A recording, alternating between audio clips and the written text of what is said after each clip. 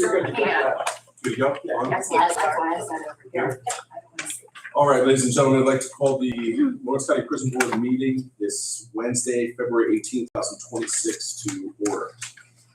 Roll call, please. Commissioner Sinata? Here.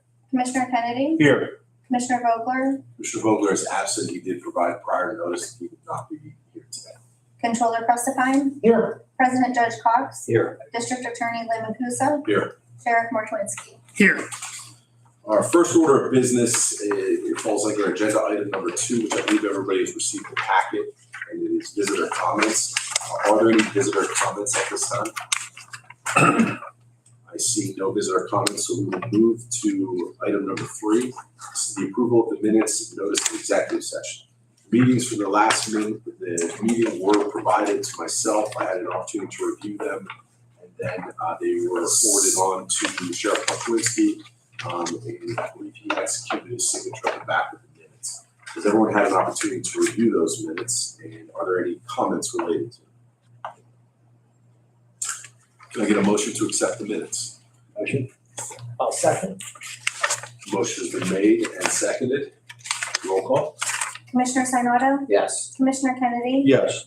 Controller Prestipine? Yes. President Judge Cox? Yes. District Attorney Lynn Makusa? Yes. Sheriff Mortwinsky? Yes. Motion carries. Now, on the line item number 3, it's titled approval of the minutes / notice of executive session. I'm going to delay the request or possibility of executive session until we get to line item number 9 further down the list. So I'd like to move to the population report. This morning, we have 138 inmates at the Lawrence County Jail. We've got 5 juveniles. We've got 13 females. We've got 14 housed at other facilities for court and separation purposes. And we are currently holding 8 from other institutions and jails. What was the juvenile number again? 5 juveniles.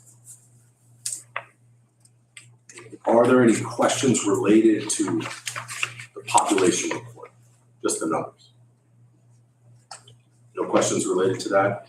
I always forget this, and I think I always ask the same thing. If we have to move to accept the population report. Okay.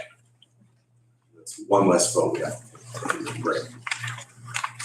Then let's move to the approval of bills. Bills were included in the packet. Are there any questions related to the bills?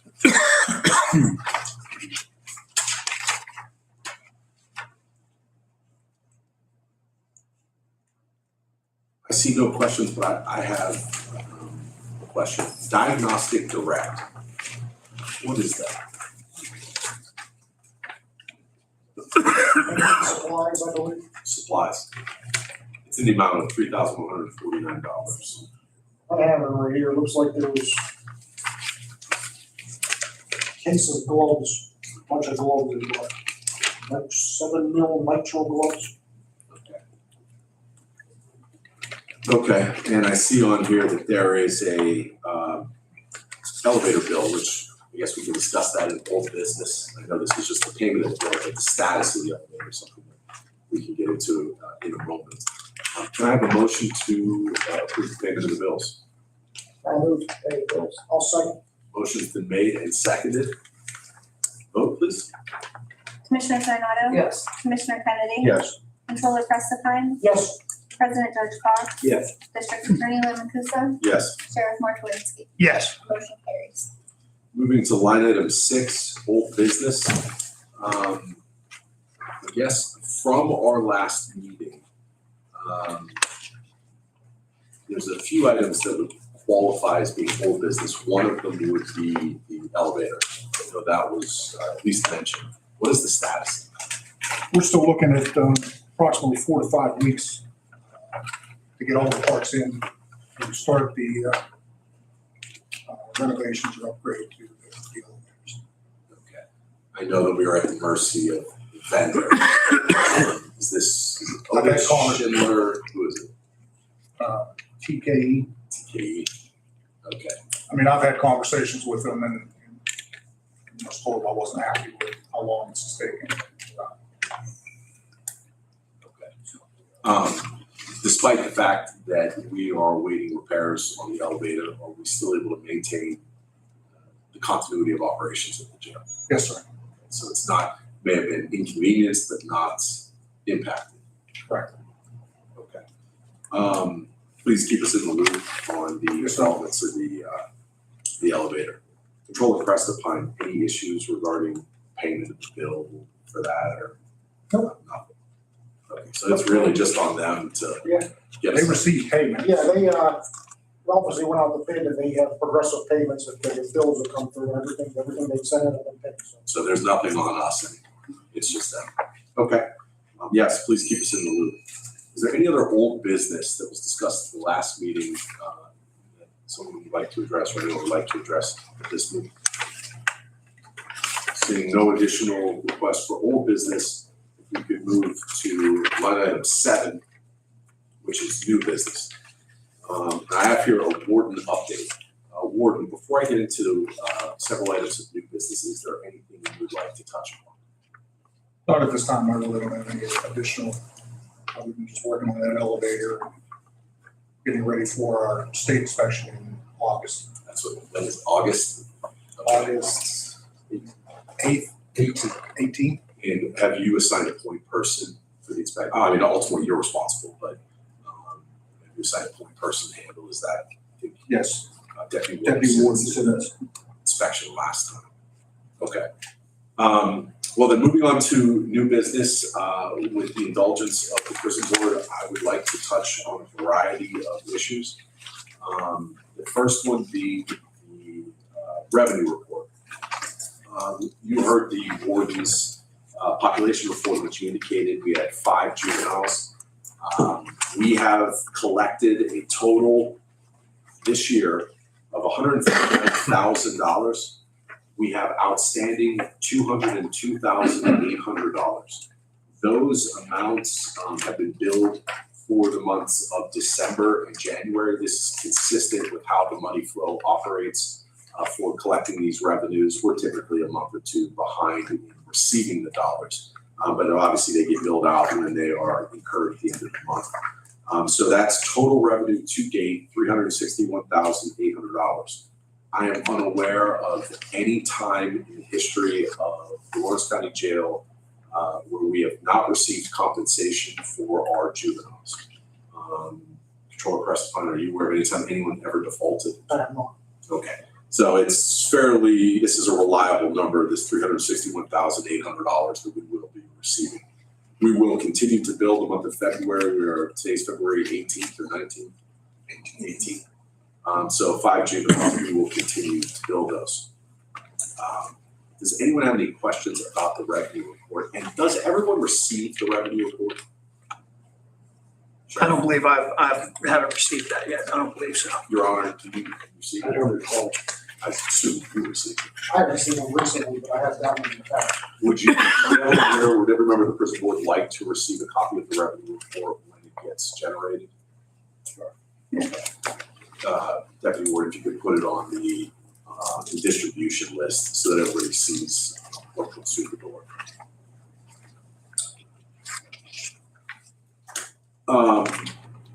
The next item, and I just want to verify some information. I believe that for budgetary purposes, we have set the target number of corrections officers at 42.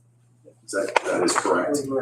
Okay, and of course, we do understand that, and I've had this conversation with the business administrator for the county, and I know Controller Preston knows this, that there's going to be an ebb and flow to the number of corrections officer, past precedent serves as any type of guidance, because you have corrections officers that leave employment and we have to hire.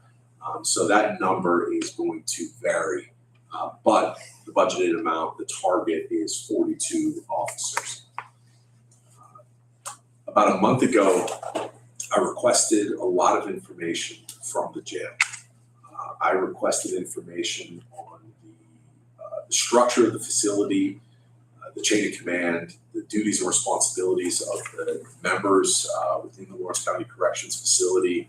I also requested information on equipment, physical needs. I really wanted to get a good bird's eye view of the facility, how it's being run, and the needs of the organization. The jail has been extremely forthcoming with the information. I've received everything in a timely manner, and I think based upon my initial assessment, I do believe that it is worth it right now that we look at how the jail is functioning. And specifically what I'm referring to is, and there's many areas, but with regard to the chain of command, do we have the most effective command structure? I know that there will be some changes that occur within the command structure, and I think that we need to look at, does it make sense that we have this number of positions in a command capacity at the Lawrence County Jail? I think that that is something that we're going to have to revisit in the not too distant future. Also, the staffing. I know that a lot of the staff performs additional functions related to sometimes state mandated programs and sometimes other concerns that are handled by other agencies within Lawrence County, for example, mental health. We have the MAT program. Some of these responsibilities that the individuals working at the jail are performing are required by the state. Specifically, I'm referring to the MAT program. And there's grant funding that is compensating for that. However, that grant funding will eventually run out. And the requirement that we operate an MAT program is not going to go away.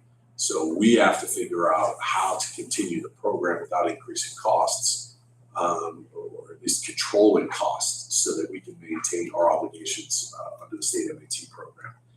That is something that we're going to have to look at our manpower, and we're going to have to deal with assigning duties and responsibilities to people that are already at the jail, which may be in excess of what they do. So what I would ask the jail for is if you could provide the names and duties of, not every single thing, but the names and duties of the individuals that are working at the Lawrence County Corrections Center that are touching the MAT program and are touching mental health. Those are two areas that I'd like to see, because that's going to have to go into our review process to figure out how to best assign personnel, which ultimately is going to be a decision for you, Ward. You control the running of the facility, but the financial end is certainly a responsibility of the board here, as well as the commissioners and the controller. So if you could provide that list, that would be appreciated. I did request information regarding the housing structure of the facility. So the Lawrence County Jail presently has how many pods? 5? 4? 5 pods, but not all 5 are in use. Yes, they are. They are. Okay. We looked at, I asked about the possibility of housing federal inmates as a potential income generator in the facility. I did receive several contracts from the warden as to what that would require. I had a very brief conversation with Sheriff Martwinski yesterday about that. Housing federal inmates may not be something that we can do, at least in the short term. It may be too difficult of a lift at this point in time, but it is certainly something that's worth revisiting at a later point. But given the current structure, our manpower, the way the facility operates, that's not going to be a viable revenue source in the short term. Possibility of housing more females, that exists. And that's been made very clear by the warden. The juveniles. At present, we have contracts, juvenile commitment contracts with 7 counties: Armstrong County, Fayette County, Washington, Westmoreland, Beaver, Venango, and Mercer. What I would like to request of the jail is I would like some sort of proposal from the administration there on how to, what is our plan moving forward with other counties that are in the western third of the Commonwealth. I believe that we should be in direct contact with the facilities and counties in the western third of Pennsylvania. That's Allegheny County, Butler County, Crawford County, Clary and Greene, These are all facilities, these are all counties that we should be marketing the great resource that we have at the Lawrence County Jail and our ability to not only offer great programming for the juveniles, but our ability to house them in accordance with all of the requirements that it takes to house a juvenile. It's already in place. You have already built that. We just need to expand that reach. So what I would like is, on behalf of the prison board, some sort of plan as to how are we going to engage these people. Because I believe that just sending an email or a brief conversation is not going to do it. We have to be able to go there and show them all the great things that you guys are doing and explain to them that we can house your juveniles. We can do what we need to do. So yes, I would appreciate that if you guys could do that. Also, that dovetails into the female inmates. Currently, we house female inmates, or we have contracts, I believe. Contract, sir. Elk, Erie, Mercer, and Washington. Does that sound about right? Yes, sir. Okay. I think that we should mirror our efforts with the juveniles. We should mirror that into the females. There's no reason we are not soliciting females from the western third of Pennsylvania to cover all of those counties. Now, I want to be very clear. Just because we're soliciting is certainly no guarantee that we're going to get them. A lot of these facilities can house females, and they may not be willing. Now, granted, it's at a discounted rate. I believe it's $50 a day. 75, sir. 75. Okay, so that's not what the juvenile rate is. But again, it's something that we should be exploring because we can house additional females. We might have to reshuffle some of the pods and figure out how to do that. But I see no reason why we can't market to them. So if you could mirror your juvenile proposal with the female proposal as well. Yes, sir. I also inquired into the status of the live scan machine. Now, the facility at the Lawrence County Jail operates let me just, if I could for a moment, if anyone has any questions about anything that I'm saying, please, let's have that discussion so that we move on to the next thing. We can keep it clean. The live scan machine, the Lawrence County Jail has a live scan machine. It is technically up and running, but it's not up and running in the sense that we need to have some things completed by our staff. And I understand that is in the process. Do we have a timeline on that process? We do not. We have our tech officer working on it, who is Captain Wyman. Okay. Is it safe to say, I'm not trying to pin you down, but I'm trying to pin you down. Would we have a definitive time frame within the next 30 days? I don't mean, excuse me, that within the next 30 days we're up and running. I mean, that we will know our time frame in the next 30 days. Is that possible? I would say yes. Okay. Well, then we'll list it as old business for the next one. We'll touch on it. But in order to have use of the live scan machine, we need to set an assessment that it has to be incurred by the individuals that are being live scanned. I did have a chance to speak with Sheriff Martwinsky yesterday. It looks like the live scan, based upon not just other counties, but it's anywhere between $100 and $300. Yes, sir. What was Beaver County charge, Sheriff? I believe Beaver County is, I think they're at $200 at this point, yes.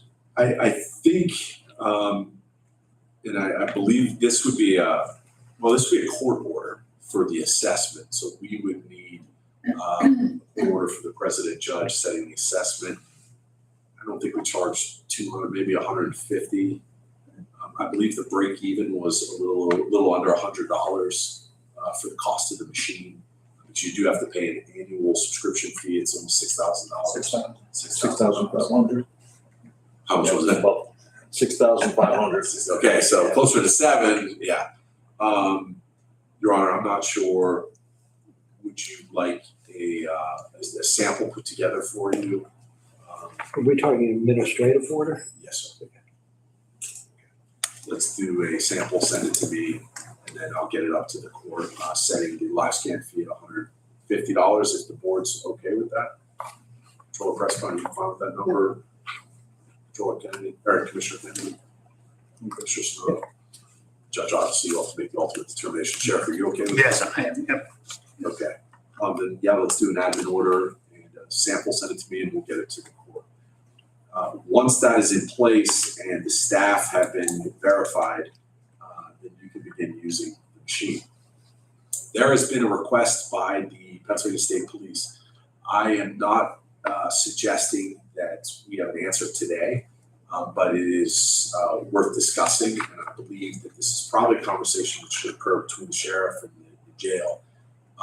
Pennsylvania State Police has requested to live scan their own people, people that they have arrested, and they want to know, hey, can we just come in and do it ourselves? That way it doesn't tie up jail personnel. I explained to them, well, I don't know. I think that's something we have to talk to the warden about.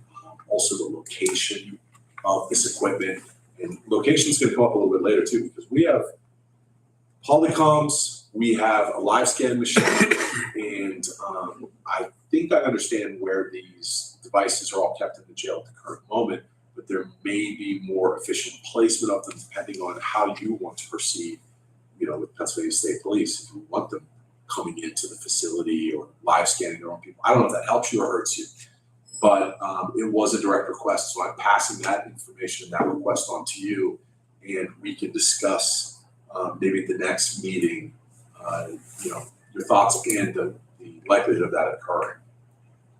Would this be individuals that they're bringing in with them? Yes. Yes, it would be people that they have in their custody. They're bringing into the facility. What Sergeant Allaire said to me was, basically, Josh, we're bringing these people there. We have, they're under arrest, or we have an order that's placing them under arrest. Our troopers are walking them into the facility. Can't the troopers just walk over to the live scan, do the live scan right there? There's no request for compensation. It was truly just an ease of operation, saying, hey, my guys are there, they might as well just do it. They're all trained in it. I think that it was a reasonable question. And so I will put that back to you for something to get back to us on. Yes, sir. I also received a letter from the warden, and I would like to read it into the record. This letter was dated January 25th, 2026, and was addressed, I believe, CC to all members of the prison board. And it says, board members, I'm writing to propose a formal adjustment to our current process for accommodating video hearings. Currently, the facility faces challenges with unscheduled hearings that frequently coincide with critical daily operations, such as meal service, medication distribution, and medical rounds. While hearings coordinated through the records office remain efficient, unscheduled arraignments and plea agreements requested by local magistrates often disrupt secure facility protocols. Each hearing requires significant staff coordination, including document management, processing paperwork required by district justices both before and after the proceedings, inmate coordination, ensuring individuals are prepared and available at the time of the request, and finally, secure transport, escorting inmates to and from designated video hearing booths. To mitigate these operational disruptions and improve efficiency for both the facility and the magistrates, I propose implementing a standardized 1-hour daily block for these proceedings. I recommend scheduling these hearings between 9 a.m. and 10 a.m. Monday through Friday. By establishing this dedicated window, we can assign a specific support officer to the detail in advance. This proactive approach will ensure the staff is prepared, transport is streamlined, and the judicial process remains uninterrupted. Thank you for your time and consideration of this proposal. I'm available to discuss the logistical details of this transition at your convenience. Respectfully, Warden Michael J. Mullmeister. I believe everybody received this letter. Now, obviously, the request from the warden is a request that impacts multiple levels. Certainly would have an impact on the trial judiciary, an impact on the magisterial district court judiciary, the sheriff's office potentially, and then, of course, the internal workings of the jail.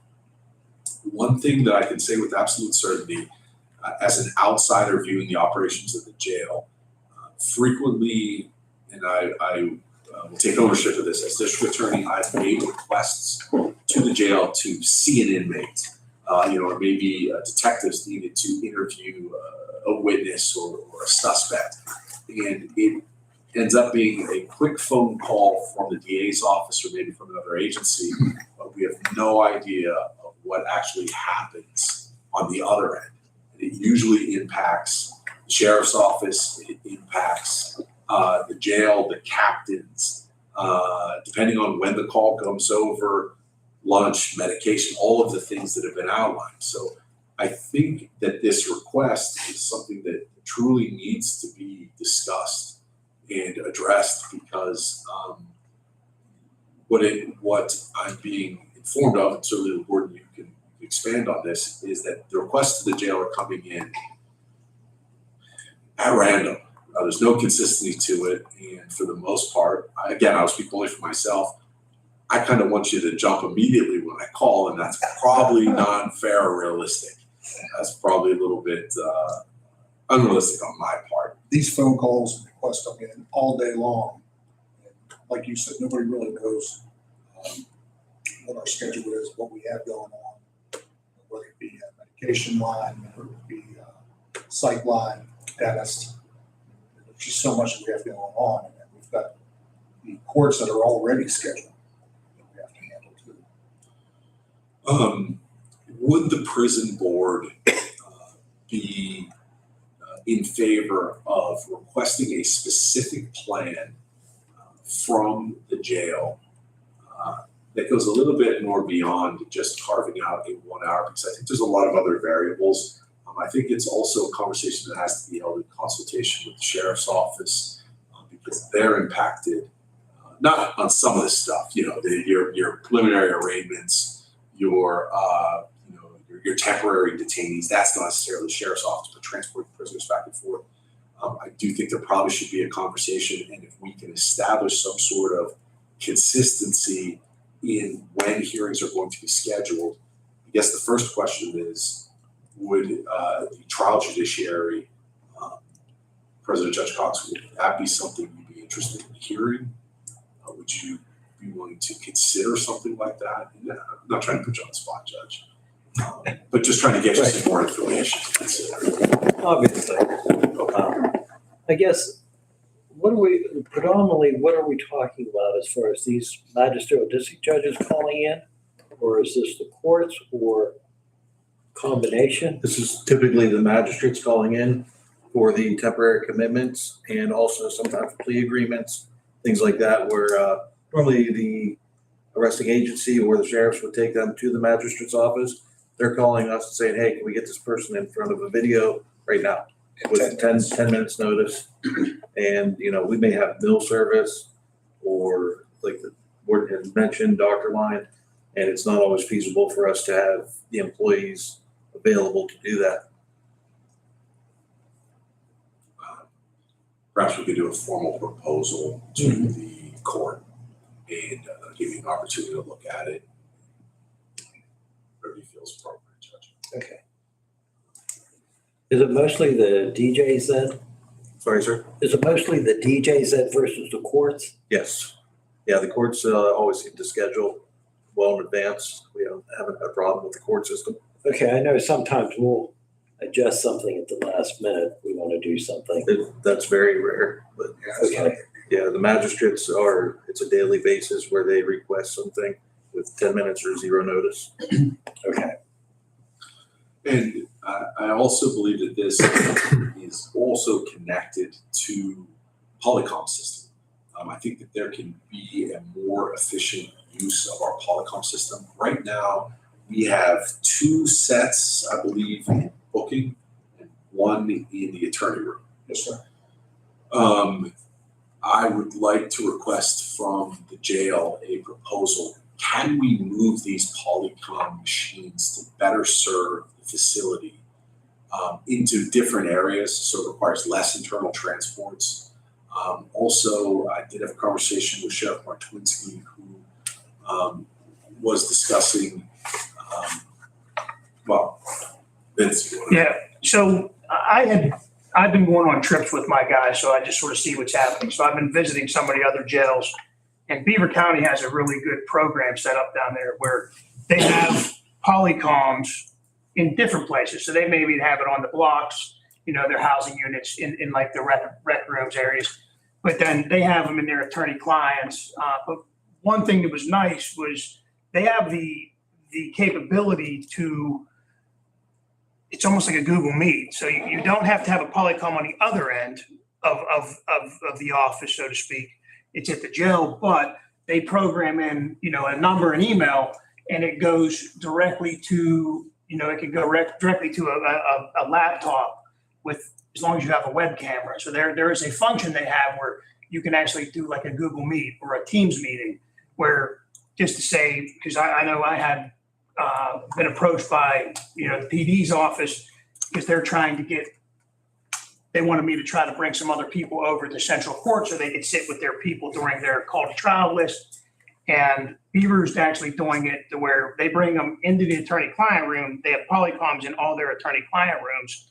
And then they send an invite to the attorney directly at the attorney's office. They have the camera system set up on their phone, on their computer. And then they're able to have a one-on-one with their client in the attorney-client room without having to go through security processes of having to come into jail and then do all that stuff. So the capabilities there, and Sheriff Guy was more than accommodating, and any information that I need to get, I will be able to get from them to try to streamline this process, which they do a lot of rescinding the bench warrants through that process. But they have a program set up for scheduling and things like that. And they've been doing it for years. So it's not something new. And it's something that I could definitely get the information to everybody so that we sort of are on the same page, and maybe we could streamline some of these issues. It's cut down Beaver's transports in the high 1,000 range. I think they advised me it was like they cut maybe 4,200 transports a year by doing it this way. So it is one of those issues with safety and liabilities, but it did streamline it a little bit. So I'd be willing to get that information for everybody here, just so we have an idea of how they're doing things. Yeah, I really think that fits into this question of, is our equipment positioned in the most effective way at the Lawrence County Jail? And are we using it in the most effective manner?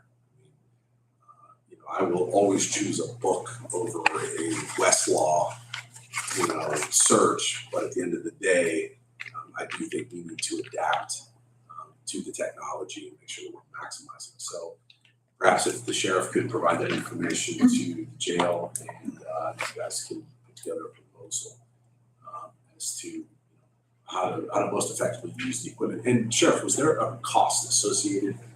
Yeah, so when I broke down some of the cost, again, because you don't need Polycom on both ends, so it was just the price of the Polycom units. The ones they were using, I can't remember, it was like I think it was Poly Studio, they called it maybe. I think it was the X30, but like total setup is under like $2,700 per units for certain things that they're doing, because they're just using the camera systems. It's not, and they have some setups with that. So it's not as expensive as what I thought it was going to be, compared to like what we have in the court systems with it being attached, because they have a box. They call it like the black box. It's not black, but that's what they call it.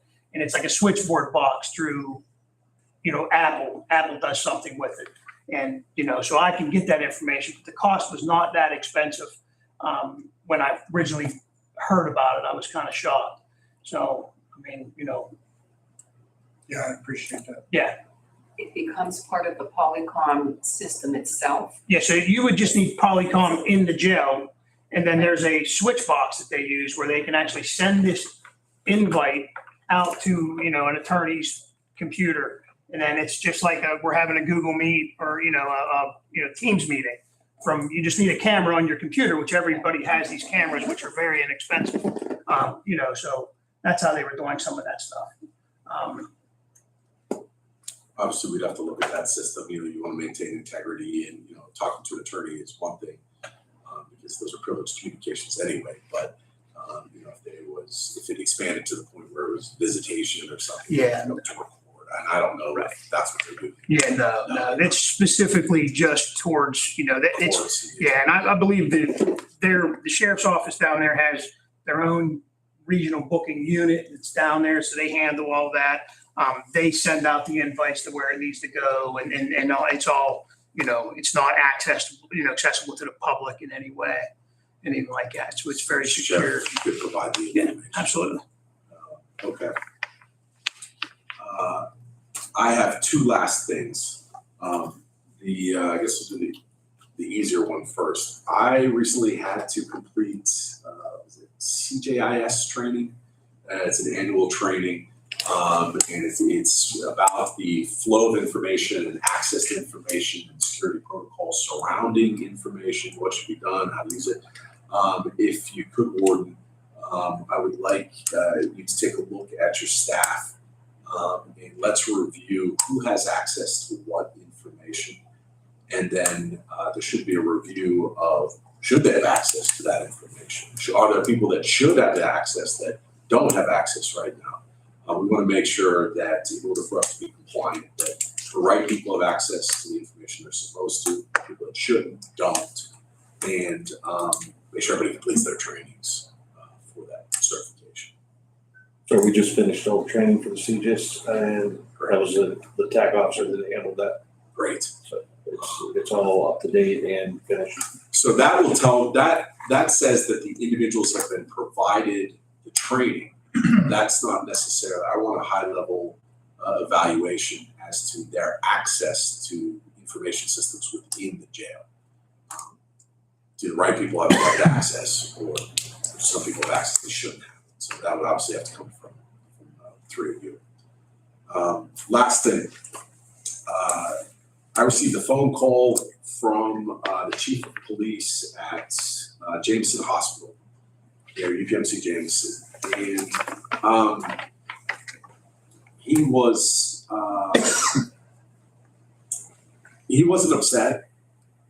He was calling to say, look, I know there's not a lot of options, but is there any way we could at least have a conversation or try and figure out how are we handling inmates that get brought from Lawrence County Jail to UPMC Jameson? In particular, what usually happens is an inmate has some sort of medical incident at the jail, has to be transported to the hospital if it's, it's usually by ambulance. And then since they're incarcerated, the Lawrence County Sheriff's Department has to maintain custody of that individual, which means they have to be there. According to their contract, this is a situation where it can be 24 hours, you're paying a tremendous amount of overtime through your budget, which attorneys the county's money. A lot of times, defense attorneys will then put in requests to furlough or to reduce the bond, and those requests will come to me or various APAs. I've signed them in the past. Someone's medical condition really prevents them from being a threat, and so why are we going to spend $20,000 to sit outside of a hospital room? And I've signed those, and but in some instances, the individuals, especially if they're there for mental health reasons, if that bond is reduced or if they're brought there or they're furloughed, then UPMC has to sit on them with their own security. And, we had another assault that just occurred. We're trying to figure out if there is a workaround. There may not be. But it was a request from the chief of police there, so I wanted to bring it to the prison board's attention. I think that the best we can do at this point is have a conversation with the board and have a conversation with the sheriff. And if there's any ideas that we can put on the table for the prison board to at least discuss. Ultimately, I don't think it's a prison board determination. I think it really comes down to the sheriff's department, comes down to the district attorney's office on our recommendation, and ultimately to the court. But I do think as a prison board, it is an issue that affects the prison, and we should be considering options if they're out there. So that's a discussion we can have within the next week or two. And, get it to the board, get it to the judge, and see where it goes, if it goes anywhere. I'm not sure there's an easy solution. Last but not least, Well, as part of that, Sheriff, do other facilities have third shift medical Yes, type facilities? yes. And Warden, that's been your experience as well? Yes, sir. Lawrence County does not have medical services available during that third shift. So what is third shift? Night? 10 PM to 6 AM. And we have no medical personnel in the facility. No, sir. I mean, sometimes, whether or not we have to send them to the hospital, or whether a nurse that would be on staff would possibly handle the situation. I did request from you a quote from Prime Care to see what it would cost for a third shift nurse. I did receive, looks like they made it out to you. That was actually from Don Salisbury, Ms. Salisbury. Care, he signed this, and it went to you, and it's setting an annual $13,471 a month, an annual of $166,546. Do we have any idea what it's costing us? These inmates that are going to the hospital at night, between cost to you and cost to the sheriffs? I'm not asking. Yeah, I don't know. We don't know. Yeah, I don't know offhand. So we probably need to do some sort of cost analysis to figure out to consider something like this.